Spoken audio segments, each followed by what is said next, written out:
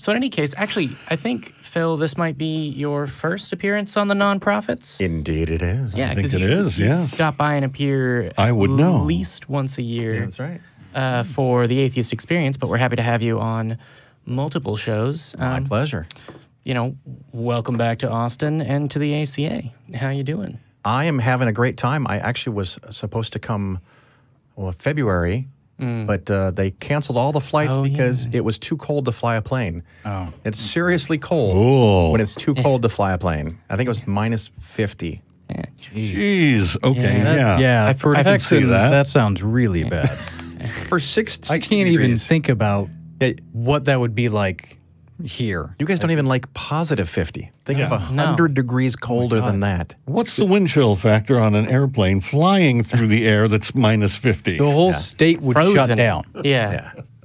There would be the governor would call a massive statewide prayer meeting in order to lift the wrath of this act of God. They would call a real state of emergency. Well, I was walking around the state capitol and saw all the people with their puffy coats and their fur-lined coats because it was bitterly cold here in Austin today. It was 60. Right. Yeah, I know. Yeah. I was wearing a hoodie in my house. There you go. Yeah. So, I'm not sure how many of our listeners are familiar with your work. Phil, do you want to talk about your show and what you do? A little bit? Sure. My show is The Phil Ferguson Show because I'm basically a naming savant. I couldn't come up with the name by myself. Actually, a friend of mine did. And, of course, the first time my parents did. Phil Right, I was going to say. Yeah, I was going to say. Yeah, so both times someone else came up with the name for me. I was struggling with a show name because you can get trapped with the show name. So if you say it's skepticism and then you talk about flat Earth, they think that you've lost your mind. Yeah. So I thought, how can I talk about anything I want all the time? And a friend said, hey, you know, like Rush Limbaugh. And I go, no, don't, no. And they just suggested Phil Ferguson, and there was this silence. And he's like, you don't like the idea? And I go, oh, no, I think I like it too much. So my skepticism, spider senses, whatever, kick in. And whenever I think something's too good or I like it a lot, I try to pause and say, what am I missing? What are the downsides? Is this a con? To kind of protect myself. But on the show, good to be true. Yeah, I talk it rolls about off the tongue very well. It does. Yeah. investments, money, politics, religion. The three things that you should never discuss with your family.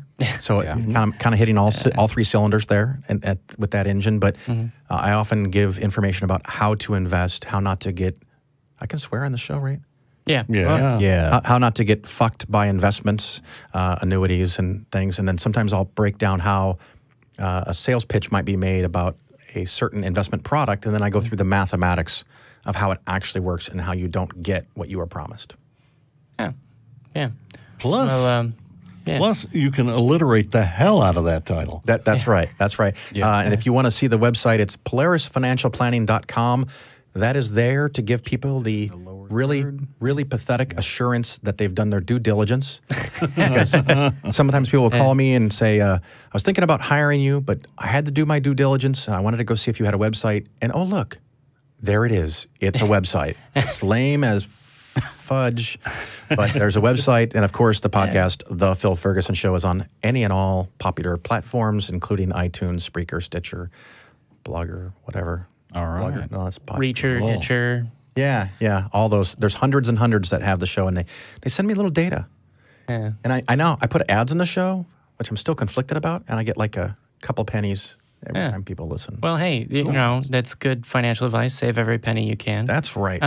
Yeah, but your show is also is an atheist show. It's like 2/3 one and 1/3 the other. Yeah, it varies. It's pretty hard atheist. So often I'll have people on from the secular community. So people that represent the legal attorneys. Attorneys. Okay. Maybe like attorneys from American Atheists, FFRF, people that are putting on a local conference or a regional conference, anyone who's written a book about atheism. But sometimes I had an author on called Gerald Posner, who's actually been nominated for Pulitzer Prizes. He wrote a book about the Vatican Bank.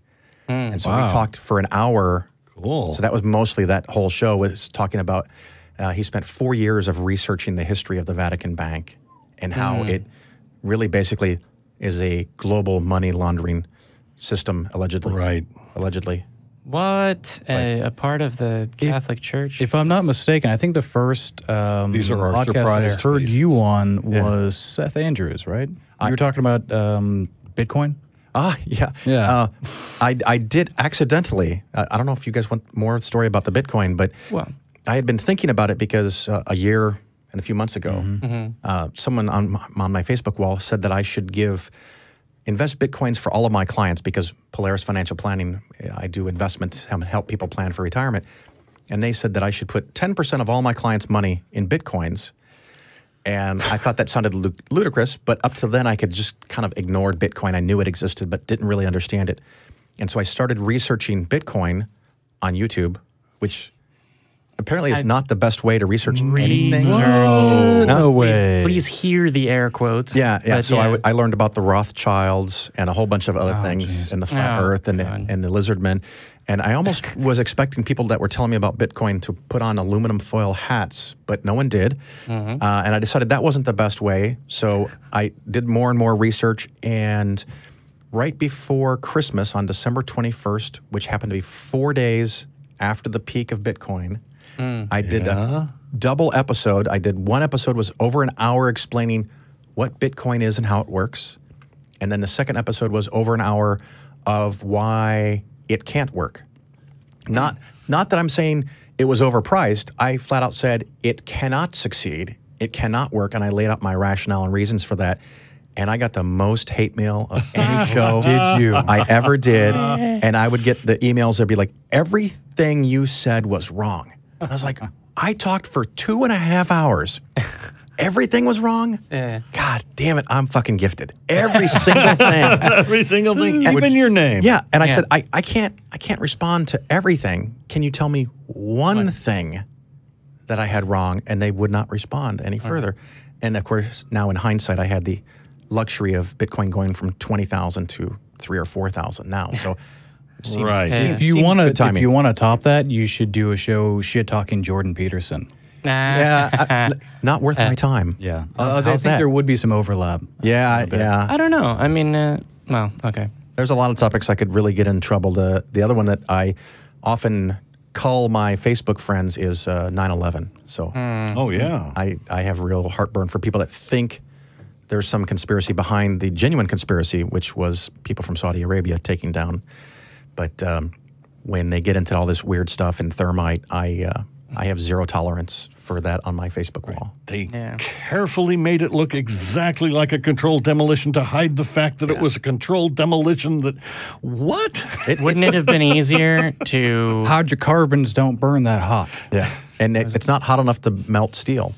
No, it's not hot enough to melt steel. It makes it weaker. When you have 50 more stories of steel stacked on top of it, it's not strong enough.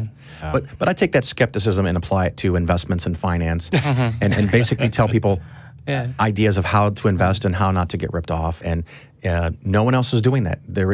Almost every finance show has something to sell. And I guess I do have something to sell me and my business, but all the information is given for free. It's not like, well, if you call me or fill out this card, I'll really tell you the secrets. I actually explain to people how to invest for free on the show. And people say, why do you do that? Because a small percentage of the listeners then do actually call and want to hire me.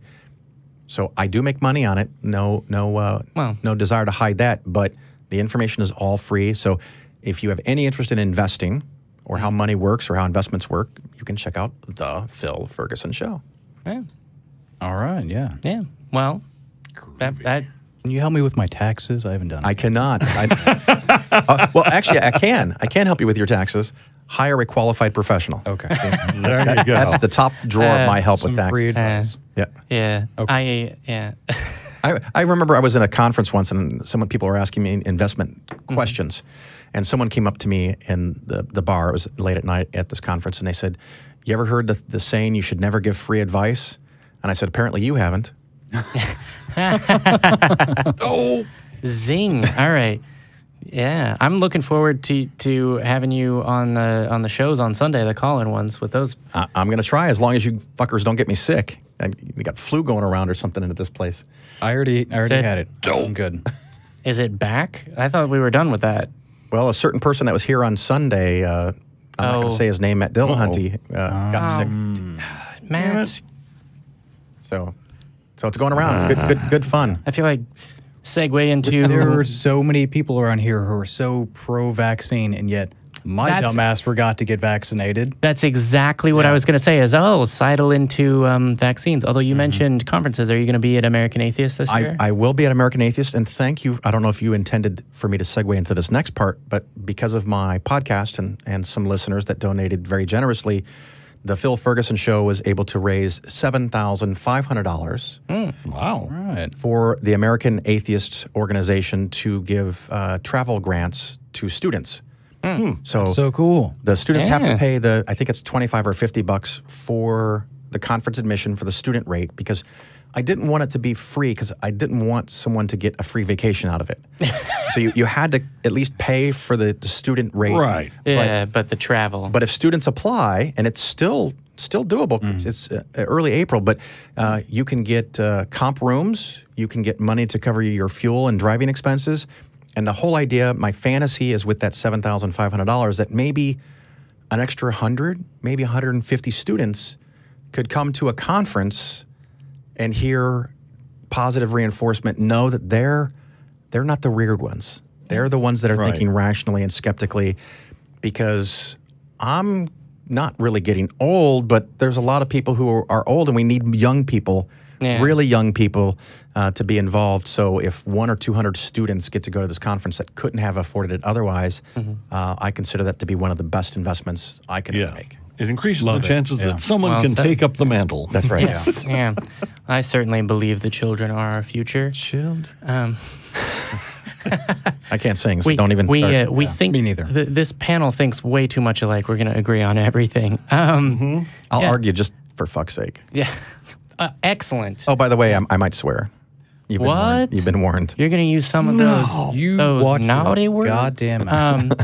Yeah, so the ACA will be there as well. Talk Heathen and the Atheist Experience will be doing live shows, which is one of the things I was also going to add. Absolutely. And you should apply for those grants, because I didn't know about that, and I'm going to talk to UTSSA. And you mean American Atheist in Cincinnati, right? Yes, in Cincinnati. Right. Cincinnati.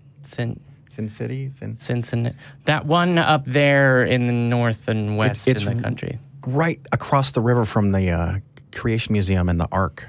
Is it? Yeah, that's why they put it there. Wow. It's there. And Ken Ham, the magical genius who gets all this tax-free money, is going to have a counter conference of religious people. This is not a joke. You're not waiting for a punchline. Oh, wow. He actually is having a counter conference too. And of course, it is Easter weekend. Well, they always do that. Yeah. So he's expecting people to not go to church like good Christians and to come to his conference to protest our conference, which is hysterical. I'm looking forward to it. I'm going to say, yeah. You guys ever been on that boat, the Ark? No, I haven't visited. No, like I also would like to put quotes around the word boat. Yeah, we made fun of it a couple of times. Yeah. Or like the Creation Museum. Yeah. Yes. Yeah. I look forward to the day when the Ark is turned into condominiums. I was going to say, or just... Not a lot of windows in it. And just, Because that one window, I mean, just imagine all those animals, and you got to shovel all the shit out one little window. They have a special exhibit explaining that the poop just goes down. Right. It rains on top of the animals below. Down to the cockroaches. I thought there was a big hamster wheel that they had like an elephant or something walking on to bring the shit up to the top and then dump it out. A process? Yeah. Well, anyone who's literally don't know whether you're joking. No, it doesn't matter. It's creationism. That seems perfectly reasonable for them to present. We've talked about it before. That's how creationists explain things. They just sit around like this. And they think of an idea. They toke up and they go, I know. There's hamsters.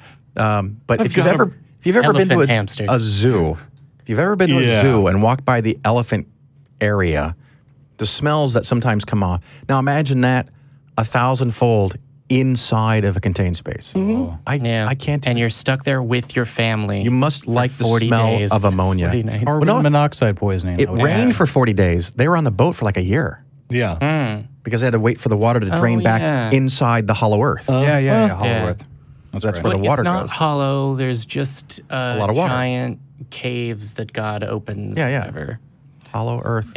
The biblical model doesn't really explain how the water on the earth gets back up above the firmament, but or the firmament. That's the word I was looking for. Wasn't there supposed to be water outside the firmament? Like we're basically a snow globe. Yeah, I was going to say it's the dome of the snow globe that is the earth. And you open windows in the firmament, and and then rains down. Rains down. So get your vaccinations.